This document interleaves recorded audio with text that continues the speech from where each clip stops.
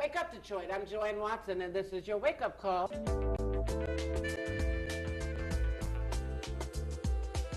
When a brown girl child is born, the earth shifts. The sun is at half-mast. The moon waits for her first cry. The ancestors set the table. The flowers turn red as blood. This is your land, continent daughter, with tree trunk legs and branches for arms. This is your soil, black and fertile as your eyes facing an apartheid Jim Crow current past memory. Some of us begin the removal of shackles at birth. We grow into the armor of struggle quickly. We brew courage in our tea, blend bravery into our Sunday dinners. Joanne Watson, you understand nation building is not a part-time job. This dedicated life is sometimes lonely, a vulnerable choice, but it is the only way you know how to operate. You are wired for the movement in your black women bones, even when tired, still fighting, still organizing, still singing morning spirituals. You were born to lead, even in your own family, the eldest of 10 children born to Jefferson and Lestine. You made Damon, Nefertari, Stephen, Maya. Her children always knew she was larger than life. When you are a woman in the movement, you take the children with you on the journey. You bring the babies with you to your college classes. When you travel to Ghana for the first time, it will be with your daughters in tow. When you are a fearless, nationalist thinking mama, mothering never stops with your own babies. 30 godchildren and mentees across the globe. The daughter of a ministering mother is already ordained for good trouble. A seer, a prophetic young student preparing for her lifelong role as servant to her own community. When your purse was snatched in a Farmer Jack parking lot many years ago with your kids' tickets to Run DMC in the purse, you made sure they still got to that concert and even hosted Melly Merrill and the Furious Five in your living room, because queens make it look easy. When you're a single mom, people will tell you what you can't do. Instead, you move to New York City with all 4 of your C's to do your necessary work with the YWCA, because queens make it look easy. Ghana, Togo, South Africa, where is your heart, Mama Watson? Nurturing spirit, baking melt in your mouth, homemade biscuits. How many hours do you sleep, Warrior Watson, with endless work ethic and blue-collar blood racing through your veins? How do we say thank you for your work, your time, your heart? We know you will never really retire.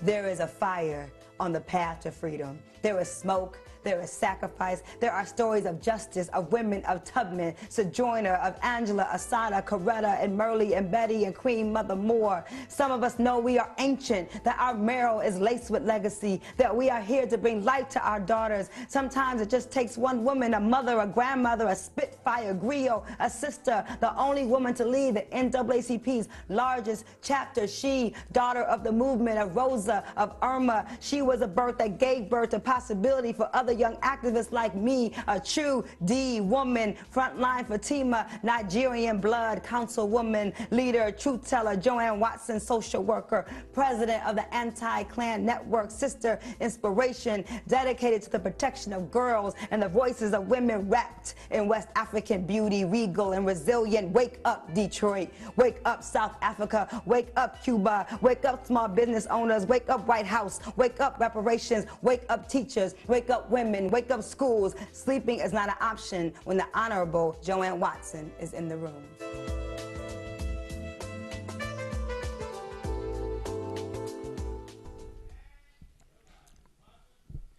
Wake up, Detroit. It's a wonderful day. This is the day the Lord has made. We rejoice and we're glad in it. We're rejoicing right now. This is the birthday of the one and only Malcolm X. Malcolm X celebrating his birthday. None other than May 19th. This is the birthday of our leader. And we want to bring forth 2 Malcolm X men for your pleasure and your delight this morning. You ought to have some Malcolm X men on Malcolm X's birthday. I want to introduce you to Paul Lee. You already know Paul Lee, historian, archivist, researcher, bad brother from Highland Park and Detroit. Paul Lee, welcome to Wake Up Detroit. Thank you. Dr. Ray Johnson, activist, outstanding leader, businessman, educator, lecturer, godfather of the world, the great Dr. Ray Johnson. Thank you for being a Malcolm X man today. Thank you so as we much, celebrate Malcolm's birthday. One of the things I love about Malcolm X is that after all these years, he still inspires, does he not, Paulie? After all these, and you were not, although some may think you were around, you were not around. You're just a baby. You have picked up the mantle of study. He studied, he read, he taught. He was a serious African, and he seriously loved his people, and that love still touches us today, does it not? What does it mean to you today on Malcolm X's birthday, Dr. Ray Johnson? Just to be able to center on the spirit of this brother. Well, you know, when I think about Brother Malcolm X, and there's so many things that he does, so many things he represents. I was out very late last night as we were discussing development and action plans. And I thought about this brother when I first read his book. And I remember back in the days, Ron Scott and I and stuff, and Larry Simmons. As a matter of fact, we had organized right there at Highland Park Community College and locked out the building doors back in the 60s to force them to have far more African-centered black history at that particular time. We were talking, and also educators. And I thought about his spirit of activism. Yes. I thought about the fact that he was a servant leader. Yes. I thought about the fact that he was a soldier who understood and recognized that he was channeling the spirit of all of our ancestors as well as our God, and that his life was not just his own. Come on. I recognized that he was willing to give all he could so that we could be all that we can be. There are many things that, as I think about Malcolm, but those are some of the things that came to my mind. That sense of activism, that sense of servant leadership, that sense that he would plant trees under which he knew he may never sit, but he recognized those ancestors, and he began to certainly solidify his legacy. My Lord, my Lord. And Malcolm X himself was the essential catalyst, an igniting factor for so many others that we revere. You know, I just love Dr. Mario Bedelli and his brother, Dr. Gaidi Bedelli. But when you understand that he was their hero, I mean, he was there. You didn't talk to Reverend Milton Henry Gaidi Bedelli without him looking off into the sky and talking about Malcolm X. Tears would come to his eyes. He loved Malcolm X. Yes. So if you really understand the Republic of New Africa, which is among the most left organizations established by people, at the epicenter of all that happened with the Republic of New Africa, founded in Detroit, was Malcolm X and his legacy. What about that, Paulie? Did you know that the Republic of New Africa grew out of another organization? Talk to us about it. The Malcolm X Society. That's right. What did I say? That Gaidi and Amari established after Malcolm. What did I say? It's Malcolm X. Yeah. They loved Malcolm X. And it was not just political love. It was personal. Malcolm's brother Wilfred, who you knew, his eldest brother, told me that Milton Henry was as close to Malcolm or closer than his own blood brothers. That's true. That's true. And when that last trip to Detroit, as you've shown in a clip, when Malcolm arrived at the airport, what happened? Milton, it was a soft rain. Reverend Milton Henry took the jacket he was wearing on his own and put it over Malcolm's head to protect him from the rain. That's love. And put his arm around him and helped usher him in. Love, brotherhood, just straight up love. He was beloved in this community, and the Detroit ought to own Malcolm X like nobody else. And also, of course, Betty Shabazz. Yes. One of the reasons that I agreed to do the interview today, because I actually didn't want to do it. I can't really explain why, but my relationship with Malcolm X is oddly personal, even though I never met him. I was blessed to know his family, including his mother and his siblings. Yes. And to be trusted by his inner circle, his associates in the Nation of Islam. Come on now. And the two organizations that he founded after he broke with it, the Muslim Mosque Incorporated and the Organization of African American Unity. Yes. So for me, May 19th is not just the anniversary of his birth, but it also reminds me of the tragedy of his loss. My Lord, my Lord. And for me, in some ways, and I hope I don't sound presumptuous, it's like the loss of a family member. Amen. Amen. Well, you know, I think that is that's the impact that he had for all of us. as we begin to think about that, I recall many years ago up and down Linwood, and the opportunity I had to meet the man, Come on now. shining the shoes in my dad's barber shop right down from the mosque on 11611 Linwood in Burlingame and Webb, and listening to the conversations. My Lord. I think about the fact that, and I felt that I'm in that conversation, that substantive discourse took place, where all these thought leaders at that particular time, I didn't think about it as school or higher education or the depth of knowledge. I just was just amazed and intrigued to listen to the conversations and his capacity to even look at a youngster in those days and pour knowledge in. Come on now. And so, even though not having all the intimate knowledge, but you know, there is that sense of loss. There is that sense of loss because his life was so big, and he empowered all whom he met. Yes. And that is truly the quality of all the masters, to be able to pour life into you, pour knowledge into you. And so on this day, I concur. It's the same feeling. It's celebratory, and Yes. yet at the same time, it is, I relive that sense of loss of that enlightened leader. Doctor, what was the address of your father's? 11611. 11611. Linwood. That was just a few doors from the headquarters of the Group on Advanced Leadership. Come on now. Exactly right. Mario Bedelli, otherwise known as Richard Henry, was the president of this Black nationalist organization, and one of the leaders was his brother Milton, who we Come knew on as now. Gaidi. Yes. The reason that I agreed to do this interview today, Ms. Watson, is because you and I were both proteges of Milton Henry. That's true. Gaidi. That's true. And I didn't just want to honor Brother Malcolm, but also honor Gaidi. That's right. Yes. Because he played a crucial role in the popular understanding of Malcolm X. He organized a company called the Afro-American Broadcasting and Recording Company. Say so. And it's that company that recorded, although most people don't know this, and few historians have credited it, Dr. King's historic speech at the I Walk to have a Freedom dream.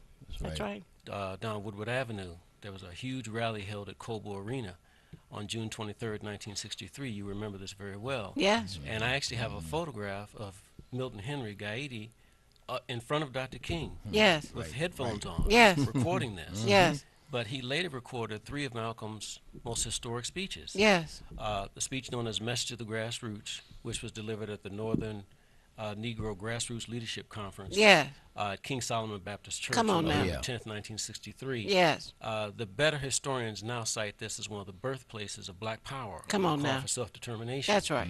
He recorded Brother Malcolm's speech at King Solomon again on April 12th, 1964. Yes. Which Malcolm himself titled The Ballad of the Bullet. Come on now. And finally, a week before Malcolm was assassinated on February 14th, 1965, he spoke at Ford Auditorium. That also was recorded. After Brother Malcolm was assassinated, Milton Henry Gaidi released the recordings on long-playing records, Yes. which became underground hits throughout Yes. Africa America. Yes. The transcripts of those speeches were later published, at least 2 of them, in Malcolm X Speaks, the first collection that was widely available. And that's how we understand Malcolm. Do you know where Those he got the speeches- equipment from? I'm sorry. You know where he got the equipment from? He told me that was his equipment. But what did He tell borrowed you? the equipment from Barry Gordy. I've heard that story. Yeah, he told me that. Mm-hmm. So he borrowed it, and it was not anything done with an agreement or a memorandum of understanding. It was friendship. Yeah, but you notice that Barry Gordy released Dr. King's Walk to Freedom speech on Motown, but didn't release any of Malcolm's. That was done independently. But those 3 speeches helped shape the rest of the 1960s. That's exactly right. Kwame Ture, who was popularly known as Stokely Stokely Carmichael, Carmichael. who is the greatest popularizer of the concept of Black Power, So now- cites those speeches That's right. as the source of that Organizing. philosophy. Absolutely. And there were not only leaders grew out of those speeches, but That's right. organizations, And including the that's right. Republic of New Africa. Come on now. The Republic of New Africa is largely an outgrowth of one speech, Yep. Message to the Grassroots. The National Black Unity Political Party, the National Black United Front, and others largely grew out of the Ballad of the Bullet That's speech. it. Right. That's it. All African People's Revolutionary Party, Congress of African People, African Liberation Support Committee, and Pan-African Congress USA largely grew out of the last message. Come on now. And we owe all of that to Milton Henry Gaidi. That's right. Who was selfless, who was Certainly. other-centered. He was the most spiritually, divinely inspired man I've ever known. He was, when he talked about reparations, he wrapped it up in Numbers 5:5. It says in the Word, he'd say, in the Word, that if somebody has done a wrong to you, has stolen from you, then they must give it back, Exactly. plus a fifth Plus thereof. the fifth. There you go. That's the right. Lord. That's right. You know, when he was a militant civil rights attorney, they called him the Black Defender Come on now. That's right. because he That's right. tended to represent those who nobody else would represent. Listen, when I was Exactly. sitting on city council, that was Gaidi, Reverend Milton Henry, swore me into office. You know, I knew who he was. I Guy, saw, he swore you in? yes. What an honor. That's amazing. He came into a city council meeting unexpectedly once with a hot dog vendor who had been ticketed by some Detroit police unwrongfully. And he came in with that and got himself, he was quite the elder by then. And I didn't recognize the sister, but I certainly recognized him. So when somebody in the back of the room starts saying, well, no, they're on another agenda. I said, excuse me, we're on his agenda right now. And he came to the table. The lady didn't even have enough money to pay him for it. It's Milton Henry. Y'all need to take care of that police officer who keeps giving her tickets and let her sell some hot dogs in downtown Detroit. Will you do that, please? Thank you very much. You know, I find it, Gaidi. This was just a few years before he joined the Ancestors. I find Right, it ironic that right. you'd say this took place at the city council. The late Grace Lee Boggs told me Grace a Lee story Boggs. that there was a protest that was scheduled in front of the city county building, but the authorities had planned to lock them out. So Milton Henry Gaidi got in the night before and snuck out on an upper floor to be able to drop a band. And then you tell me he later was inside the building at a council meeting. Well, that was the power of that man. And, it's always interesting, just as you indicated, and I'm so glad, too, in terms of this discussion, certainly includes him because it's difficult. And not to include him, and a lot of folks really don't know that relationship. That's true. And that is the power of history. That's the power of your brilliance to continue to share the legacy. But I recall that as you were talking about how spiritually aligned he was with all the issues. Yes. He saw that as in a holistic way and could apply everything that we were doing, from that particular call, from that particular perspective, that none of this was separate. It was not That's right. this or that or that political. It all That was was him. and He was tried able- to tell that to the Presbyterian Church before they asked him to leave. Help me, Holy Ghost. He left the Presbyterian No, Church? they invited him out of the doctrine because he was teaching the barrier-breaking love and practices of Jesus the Christ, who was a Exactly. revolutionary. You know, So what he did was Exactly. start his own church. Yeah. You know, something similar happened to another one-time Presbyterian minister. He was known at the time as Reverend Albert B. Clay. Uh-huh. We know him now. as That's right. Jeramogi, our baby, our That's Yeatman. Yep. He was at a Presbyterian church and then had to end up forming his own because of doctrinal differences. And he said, I'm not mad at them. Right. They do what they do. I have to do what I have to do. Just sweet. You know, it's interesting. All the people that we've talked about, Jeramogi, Gaidi, Amari, and Malcolm X, are all proponents of black self-determination. Absolutely. Exactly. How ironic in Detroit and That's Michigan right. today.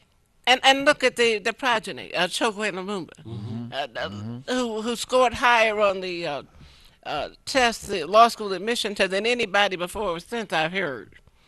Had himself at the front of the walkout of the black law students at Wayne State University, even though he was not one of the blacks being threatened with expulsion. Exactly. He put himself at risk, which is what he did, because he was mentored There you go. directly by Reverend Milton Henry, by Dr. Meyer. As a matter of fact, when he, God rest his soul, as he was driving through Mississippi when he became ill, he had left. We were in constant communication. In fact, he acted like I worked for him. Dr. Mario.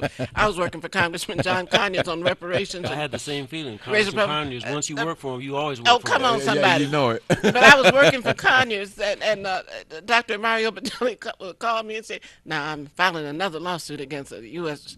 and I need you to just proofread it, darling, and do that, and then let me know if it's all right." I said, I'm in a government office, Dr. Mario Badilli, on the government. That's all right, baby. That's all right. That's all right. Now I need you to type me a chapter about the 7 women who are greatest in reparations history, and I need it in 3 hours. I said, I'm in the congressman. That's okay, baby. Just go ahead and do it. He was completely centered on the liberation of our people, but he was on his way to see to Jackson to see Chokwe. Oh. He was on his way to see Chokwe, and then some hours passed and they couldn't find him. He was in Mississippi. Yeah, but just the fact that he was still on the journey. Still on the journey. Still on the journey. Reverend Watson, is this broadcast made available on YouTube or any other platform for future reference? It should be. The reason I say it should be, as I mentioned, everybody we spoke about were proponents of self-determination, of black Exactly. power. And here we live in a state right now, in a city My Lord, my that Lord. has experienced a white, racist, right-wing takeover. It's This a is not disgrace before gentrification. God. It's recolonization. That's exactly No what it question. is. No And The what would- re-enslavement of Africans. What would these visionaries have had to say My Lord. about what's happening right Well, now? they left enough people around who knew their story. So they would expect you to fight, not go along, get along, stand up and fight for the liberation of your people, your children, yet born, and your ancestors who paid such a heavy price. Exactly. Another reason I agreed to come on this program is I wanted to thank you. You and Kwame Kenyatta and precious few others on the Detroit City Council fought this illegal takeover. Exactly. Illegal. And I trust Exactly. that historians, or at least one historian in the future, will make it clear that this was at best semi or quasi-legal. And it was certainly unethical and immoral. No, no But on the question. city council, you fought against this. And why I pray that you will be honored for the stand that you took, I also pray that those who sold us out My Lord, will be condemned my by Lord, future generations, that their names will be associated with Benedict Arnold my Lord. and Judas and Brutus and other traitors, because they sold out the collective interests of our people for their own narrow, selfish interests. No question. And in my opinion, they should not be forgiven My Lord, by my God Lord. or our future progeny. Well, Well, one of the things that to speak to the greatness of this queen that sits here, who comes from the legacy of all the African queens that birthed civilization to the world, part of that legacy is every name you mention, in some way, there's that association with Joanne Watson. That you can't go anywhere and talk about liberation and talk about self-determination without her name coming up and her spirit coming up. And right along with those ancestors who've gone on and what they would think about what has happened, the joy that I also have is that they will think about what you are doing. That's right. And how you are carrying the legacy. That's and right. how this queen, through the lineage from Queen Nzinga to on down, this sister is doing those things. But you're absolutely right. That it was in my estimation, certainly we know it was immoral what has happened. We recognize too in this right-wing takeover, all basic so-called principles of democratic practices were completely, even when the people voted against. that's right. The people in the state of Michigan, State not of just Michigan, Detroit, exactly. voted to repeal the emergency man, which is Exactly. unconstitutional, anti-voting rights on its face. Yep. There's a Yes. low life, a low down Low down. governor who poisoned folks in Flint, who's been poisoning the constitutional rights Exactly. of There you people go. in this state ever since he's been in office. Set out to put the same law right back into force, which is illegal. Now, the state constitution, for those who happen to be legally based, says you cannot put a law back in force that has been repealed by the state of Michigan. And which I sent a little something to the Justice Department and said, how long?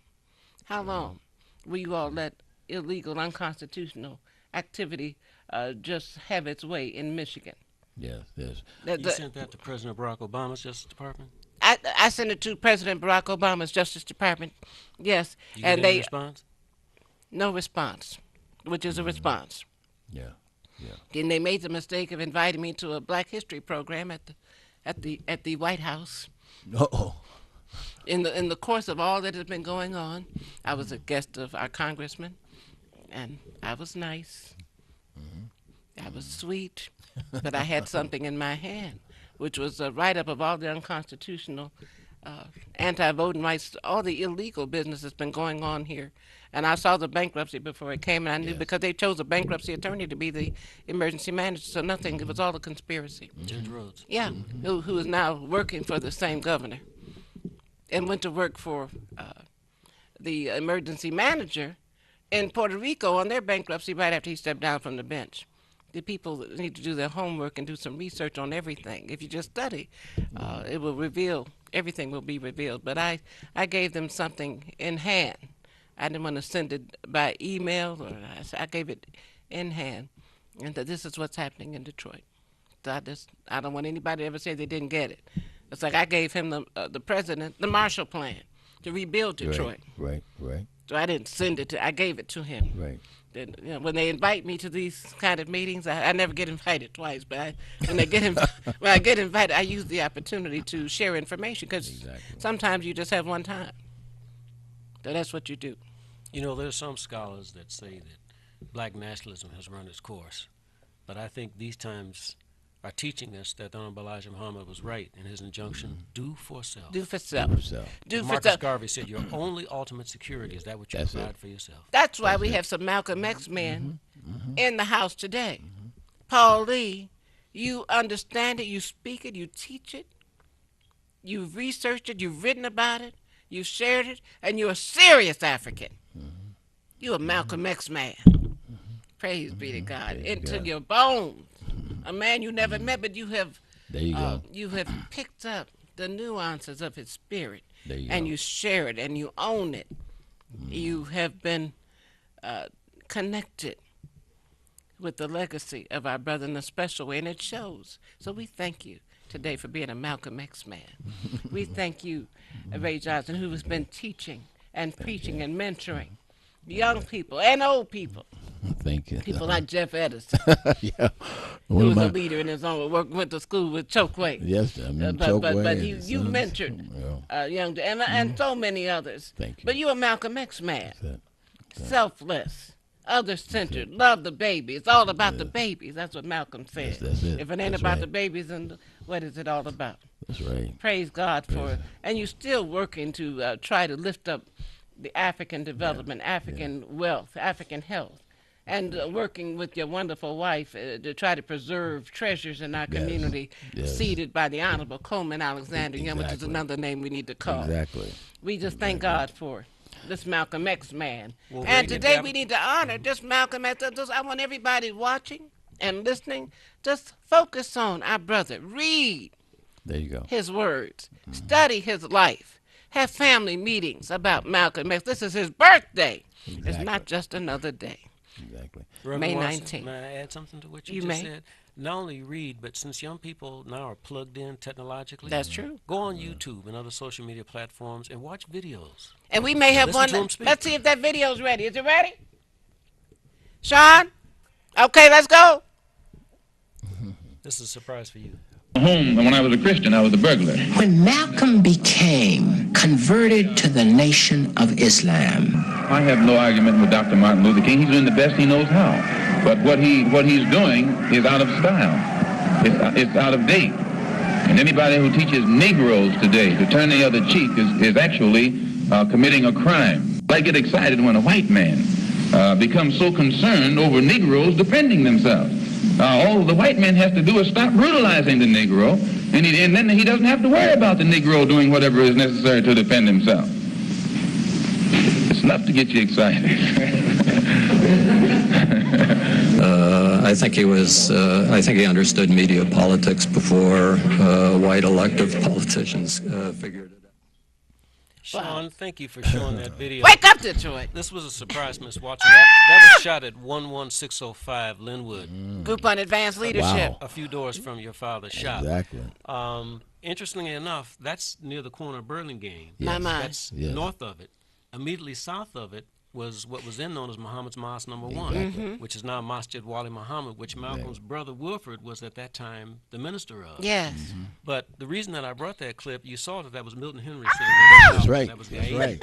But another reason I brought it is because you were one of the many great Detroiters who went to Central High School, Yes, That's indeed. right. which is directly opposite that building. Listen. You That's right. and Wendell Anthony That's right. graduated in 1968. We did. That's right. So As a you matter actually of could fact, have seen that. That's your side of town. That's right. That's right there. Right there. You know, I owe so much to the Nation of Islam. Not only did it introduce us to consciousnness and the Shrine of the Black Madonna and the Group on Advanced Leadership and so many other things were happening on Linwood, Yes. which is right off. I lived on Linwood in Buena Vista. And the brothers from the Nation used to just line up there was a procession of them on Linwood. So Yeah. walking to school, walking from school, you were really guarded by the Nation of Islam. I felt Exactly. protected all the way home. Exactly. Did you ever stop by the luncheonette next to the mosque? Oh yes, Oh, I no I question. stop by regularly. That's where the bean pie was I created. was going to Listen, say. Joseph, Regularly. Captain Joseph X. Gravitz. Malcolm Regularly. X's aide. Not only Created did it. I have bean pie, I bought How to Eat to Live, read That's it right. on the way That's right. home, Oliver Elijah got home Brown. and started preaching to my father. You know, I'm not eating any more pork. He used to cook a rib per child on the holiday. He thought I had lost my mind. Girl, are you trying to be one of them? Girl, I stopped eating pork at 14 and never touched it again. And of course, my 4 children and grandchildren have been influenced by that diet. Because of the Honorable Because Elijah of that book. I say it every time they invite me to speak. I say I owe my diet. That was just. I owe mine too. That's right. And me too. It's so powerful. And in any case, you know, here I was right there at Dad's barbecue. I remember the brothers would always come to my dad's shop. Never said they always called him. His name was Johnson, R.C. Johnson. And I was named after him, Ray Clifford. He's from Georgia. I said, man, it'd been kind of cool to be Ray Charles Johnson. But and always in school, they never could understand those middle class teachers that my father's name was R.C. Yes. Initials. Yes. And which was a common practice in Oh, the sure. South, particularly with a lot of black men and all that. And I used to stutter as a kid, and they had convinced me that I did not have the wherewithal and IQ to learn. Come on, somebody. And Dr. I- Ray Johnson. Yeah, and I remember Uh-huh. I would be in there, and every time I had a new teacher, you had to fill out these forms before technology and put your dad's full name, your mom's full name. Yeah. And invariably, they'd call me up, and I'd be embarrassed What's to your come up. daddy's full name? Yeah, what's your daddy's full name? I said, That's it. that's his name. And they said, that's not his name. Those are his initials. Now, a couple things. You're the new teacher. You've already destroyed the relationship and trust that we would have going That's right. forward. You've embarrassed me in front of my classmates That's and right. friends. You saying my daddy ain't got a name. Come and on I would now. always have to go home. My mother would send me a note that this is Ira C. Johnson. Well, in the barbershop one day, I'd gone south. And we had this legendary, we had a lot of relatives, all these great uncles. But I heard about R.B. And I said, I just got to meet this man. They said, you know, he's like 6'7.5", and he's like, boy, he's powerful. And I get there, and I meet him. And as he was driving around, he would take me to different places. You know, in the South in those days, it was always like, hey, they got time for you. You know, this right here is my young nephew from Detroit, and everybody to go around, we talk That's and have right. They conversation, feed you, too. and they feed you. That's your now. But I kept on hearing them say, Robert Bradley. And after we went through the whole day, and I went home with him and the family, and I was talking, I said, R.P., why do they keep calling you Robert Bradley? I didn't know. He said, well, son, you see, in the big war, World War II, see, the man didn't play that with those initials. They would give you a name for your initials. Wow. Give you a name. I came back. And as I was thinking about in those days about Malcolm X and, you know, identifying and naming who you are and taking a look at that whole problem. And I remember talking to my father. I came back and said, hey, Dad, after giving a report of R.B. and all and everybody, I said, you know, Dad, they call him Robert Bradley. But he said, though, Dad, when you were in the war, my dad was over in Italy and led an organization against what they were doing to the black soldiers there. He narrowly escaped getting a dishonorable discharge. But I said, but he said that they assigned a name to you too. And he looked at me and I said, so then why didn't you tell me? He said, because it wasn't my name. Come on now. He said, just as they're teaching the mosque, that was not my name. What you say? He said, son, if someone can name you, they claim you and they own you. And I'll never, my dad, God bless his memory now, but I remember he said something I never forgot. He said, it's not what they call you, That's it. but it's what you answer to. That's it. Go ahead. And that connected all of the teachings of Elijah Muhammad and coming to my dad's shop Yeah. and all of those brothers. And as you mentioned, like, man, my good brother who was over the fruits of Islam and they were out, their presence. Yeah. And there's always this cosmic power when you stand on ground, stand on faith, and when you speak, your faith is the voice of authority. You better say those it. men didn't even have to say anything. Now, you know who had it in his bones? Robert Williams. Exactly. The great Robert Williams. Exactly. Now, you know, Robert Williams, that old low-down J. Edgar Hoover had him on the 10 most wanted list of the FBI, Right. simply because he stood up and said his family was not going to be assassinated by the murderous Klan in the Carolinas. No. Exactly. No, he who fought for this country in the Marines and who understood the power of weapons and took a stand against the Klan as they were coming to attack him and others. What they did was dig trenches Yes. and armed themselves, and they ran the Klan back home. That's what they did. That was Robert Williams with his Yeah, bad self. bad self. Now, if there was anybody that Malcolm X looked up to, it was Robert Williams, who was bad. As they were coming to get him, Yes. found his way through the woods, Yes. Yes. made his way out of this country to Cuba, where he did Radio Free Dixie broadcast. He understood the power of the media. Yes. Yes. Where he stood and negotiated his way to Africa and then ultimately to China. And do you know, it was Robert Williams who was still on that most wanted list, who helped the United States under Nixon negotiate normalizing ties with China. And now the United States is borrowing more monies from China than anybody else. But it was Robert Williams That's right. who negotiated his way back to America, where he was able to die a natural death Yeah. See in there. America, See there. and being an adjunct professor at the University of Michigan Yes. Isn't that in something? Ann Arbor. Miss Watson, in the era before all this fancy technology that's used to communicate, Robert Williams published a small newsletter called The Crusader. Crusader. That's right. He was able to smuggle that from Cuba and later so-called communist China Yes. through Canada, throughout the United States. And he wrote Negroes with Guns. The late, great General Baker Jr. That's right. And Charles Simmons told me that they were able to monitor Radio Free Dixie broadcasts from Cuba here in Detroit. That's right. There were certain times that you could be able to get it. Yes. So for young people nowadays who think they're hot stuff with all the Come on technology, now. it's not what you have access to, but what's the content behind That's it. Exactly. That's it. Exactly. And this is what another reason I'm not only glad that you're doing this show, but that you're broadening the focus, not just Malcolm X, but also the other warriors who were with him. We lived in an era of giants. That's it. And it is said in Africa Can that you an imagine- ancestor has not died so long as their name. That's right. You better That's say it. And the fact that you were mentioning these names, and let's not forget Mother Irma Henderson. Mother Irma Henderson, And Mother Queen Rosa Mother, Parks. Mother Rosa Oh, Parks, oh, Queen Mother. Giants. Come on now. Giants. No one like And her. if we're looking for direction, Now, and Mother even Henderson program, used to talk mention about these names. how she would get to work cooking an entire brisket, and she didn't eat meat in her later days, but when she was young, and the great Reverend Charles Hill of Hartford Baptist Yeah, Church would yeah. host Paul Robeson. When Yes. Paul Robeson had become persona non grata in this racist United States, he was right. always welcome in Detroit. That's right. And when Reverend Hill would bring him here, the Honorable Coleman Alexander Young was one of his bodyguards. Yes. Dave Moore, co-founder of UAW, who worked closely with General Baker, was another bodyguard. And Mother Henderson would cook for him. She said Paul Robeson would lay in her bed waiting for her to finish the briskets take 5 hours. If you cook it right, 300 degrees, 5 hours. And she had Art Carter, her godson, sitting at his feet, listening to him talk, and the neighborhood youngsters. And she said her house felt like royalty Yes. when Paul Robeson was Oh, in the yeah, house. yeah. You know, when I think about certainly with all of those legends and giants, at the core of all that was always education. That's right. It was always getting to know who you are, which is why we know that And unity. in unity. They in loved. unity. I mean, absolutely. She and Mother Henderson and Coleman Young loved Joe Louis so. Yes. But when he Yeah, won yes. that legendary, Oh. they said the whole Oh, city turned out on the streets. yes, yes. They danced, they sang, they cried. His victory was their victory. We Exactly. need to get back to that. Exactly. When our people win, we all win. we all win.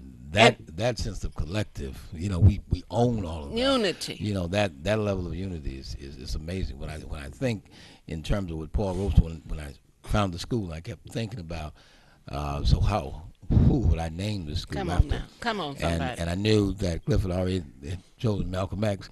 I said, well, I'll do Paul Robeson. Great And now- Dr. Clifford Watson. That's right. And now 25 years later, it's been merged to Paul Robeson, Malcolm Now, X. look at Academy. God. Look at God. That's how You know I what? did that. Mother Betty Shabazz, in her last public address, spoke to the 8th grade graduating class of the Malcolm X. Yeah. Malcolm X's widow. Yes, Dr. Betty Shabazz, and she told those children under the tutelage of Dr. Clifford Watson and one of my daughters, Nefertari. Yes, yes. Is a master teacher in African centered. That don't just be African centered. You get these children to the motherland. Exactly. Exactly. So that so after the fateful fire that ultimately took her life later that year, we raised money, Yeah. led by Dr. Clifford Watson Yes, and yeah. others, and Kwame Kenyatta and so many other grassroots folks to send a plane load of those Malcolm X students. That's right. To Ghana, West Africa, so they could celebrate Kwanzaa in the motherland. In the motherland. Wow, Ghana, You know what? which Malcolm X called the fountainhead. Come of on, come on, Pan-Africanism. somebody. That's right. Back in '93, I took 100 students and family members Come on now. back to Dakar, Senegal, so they can certainly understand that the whole issue of. And I remember, I think who was on the plane with me. I think even Colson was on that plane. Or Bernard Park. I remember getting off the plane, Yeah. and then watching one of my 10-year-olds kiss the ground My Lord. On their own initiative. on his own, and this Look at kiss God. the Look at God. ground. It brought me to tears. Woo! Hallelujah. And one of the parents whispered in my ears, excuse me, and she said, "Do you see how you're impacting this Look at young?" God. Look at God. I Wait, literally had the tears. look at God. Look at God. Of that young, and the rest of the experience was absolutely amazing. They came back changed. I ran into one of these young men right now who was doing stuff in Botswana and international Look at things God. and law, and he said, "Doc, I lived over there on George and Helen in a little enclave on." He said, "I had not been past Van Dyke Street, My Lord. and here he took me across the water." Praise God. And one of the things Hallelujah. that Malcolm and all the other leaders recognized that this is a global mission. That's right. And being united that way. And we are global people. And we are global. We are people. global, And but that's and why that's we the are core. we are African people Exactly. who exactly. happen to be here. Our ancestors were not on a pilgrimage. No. They were kidnapped at gunpoint. Exactly. And the ships were built in Rhode Island, which built the industry in Rhode Island. Exactly. Our people Right. need to know our history. And there it is. Our Because- history did not begin with the period of enslavement. No. As a matter of fact, if the truth were told in the history books that our children are required to read, all Americans, everybody in this country, would have to acknowledge the great debt that is owed to people of African descent who built this country. Exactly. Who built this country. Well, they certainly won't learn it in the school system, No. which has been looted by the state. Yeah. I want to ask you a question following up on what Doc said about unity. If the city council, while you were on it, had held together, could this illegal, right-wing, racist takeover have been stopped? Yes. Yes. They were tricked, seduced. Some got paid into defying the best interests of themselves and their own people. And threatened, of course some white guy called my office the day after my last election. And he was cussing so that the staff person who had picked up the call, I shouldn't have even been at work the day after that, but I was at work, workaholic. And I heard Charles Brown on my staff, Attorney Charles Brown, said, "You can't talk about it like that." His voice. I thought, "Give me the call." Like, it gave me his name. "How did you get back in there? You were the one we mainly wanted out. How did you get back in? What did you do? How did you get back in office? You were the reason we put all that money in." God works in mysterious ways. The Lord, if we would recognize who we are, Yeah. somebody else's money should never define your route. Connect with the real source of our power. And when you get that direction, go forward and follow what the highest power has said. go. And then we will come back to reclaim ourselves. We ought to do that, especially on Malcolm X's birthday. I want to thank Paul Lee. I want to thank Ray Johnson. We thank you for being part of the birthday. Yes. And of course, we also feel this, my Lord, a sense of loss, because he was larger than life, legendary, iconic, but he was flesh and blood, and had a period of time in Detroit. We ought to rise up, Detroit, because Malcolm X has been here and is here spirit never dies. Never dies. We honor Malcolm X on this day. Thank you for being a part of our wake up. Oh, my. My. Wake up, Detroit.